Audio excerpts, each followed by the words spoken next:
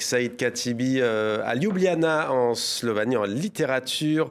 Dans votre film La fin du Sahara, j'ai dit cinéma, peut-être qu'un jour Karim Moussaoui adaptera Saïd Katibi, votre film à l'écran. La fin du Sahara, vous nous emmenez donc en Algérie. On est en septembre 1988, une date qui n'est pas choisie au hasard, on imagine, dans une petite ville au port du désert qui est en ébullition. À quoi est confrontée cette ville, Saïd Katibi? C'est un roman, c'est pas un film. Moi, je préfère écrire, pas être tourné. Donc, c'est le roman, c'est La fin du Sahara. C'est un roman sur le 5 octobre 1988. C'est une date majeure de l'histoire de l'Algérie. Malheureusement, c'est une date plus ou moins oubliée, presque méconnue. Peut-être aujourd'hui, si on va en Algérie, si on pose la question aux jeunes de 30 jusqu'à 20 ans, ils ne savent plus rien de cette date, alors que toute l'Algérie traverse aujourd'hui comme histoire immédiate, comme histoire contemporaine, trouve sa source, ou bien possède sa source dans le 5 octobre 1988. Ce jour-là, des milliers de jeunes sont descendus dans le blé protester contre le parti unique, contre le système, contre le régime en place. Et les manifestations vont aboutir à des centaines de morts, des victimes. Donc moi, j'ai senti pendant longtemps une sorte de sentiment de culpabilité. Et il y avait des gens qui sont blessés, qui étaient blessés, qui sont morts, pour que moi, je puisse vivre, que je puisse écrire.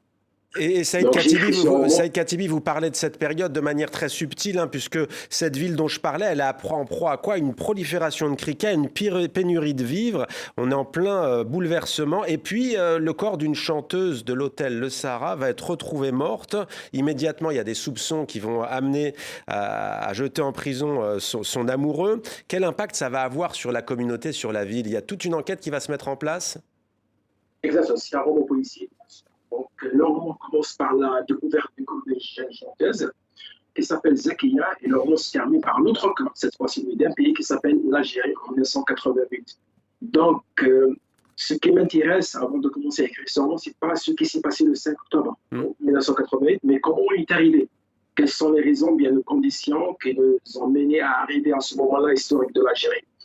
Donc, je voulais un peu réécrire, ou bien imaginer, je suis dans l'écriture, je suis dans un roman, imaginer le contexte qui va nous mener tout un pays, qui va mener à l'Algérie à vivre un moment tragique qui s'appelle le 5 octobre 1980. Et une dernière question, pourquoi est-ce que c'est selon vous, d'un point de vue littéraire cette fois-ci, intéressant de partir de l'intime, de l'histoire qui va justement se tisser dans cette communauté, une femme retrouvée morte, une chanteuse retrouvée morte, et puis la grande histoire avec un grand H et cette période difficile qu'a connue l'Algérie? Parce que moi-même, j'ai une douleur, je suis algérien. Je viens d'une très lointaine qui s'appelle Boussada. J'ai passé mon enfance dans le Sahara algérien.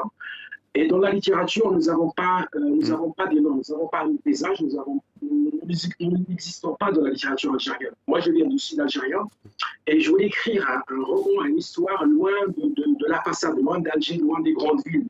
Donc, je voulais écrire sur ma communauté. Moi, j'écris toujours sur le sud algérien. Vous savez, dans la télévision officielle de la météo, moi, ça m'a toujours intrigué, cette histoire. Quand on parle de la météo, c'est une chose qui doit être universelle. On cite Alger, Oran, Constantine et les grandes villes. Et puis, nous sommes le reste du pays. Nous n'avons pas un nom. Donc, moi, je fais partie des milliers de gens qui ont un visage, mais qui n'ont pas de nom. Donc, je voulais écrire sur cette Algérie oubliée. J'ai toujours écrit sur l'Algérie oubliée du sud algérien. Et pour redonner une voix au chapitre à cette région, comme vous le dites, qu'on appelle, c'est vrai, souvent vous avez raison, le sud algérien. La fin du Sahara, série noire, édition Gallimard, Saïd Katibi.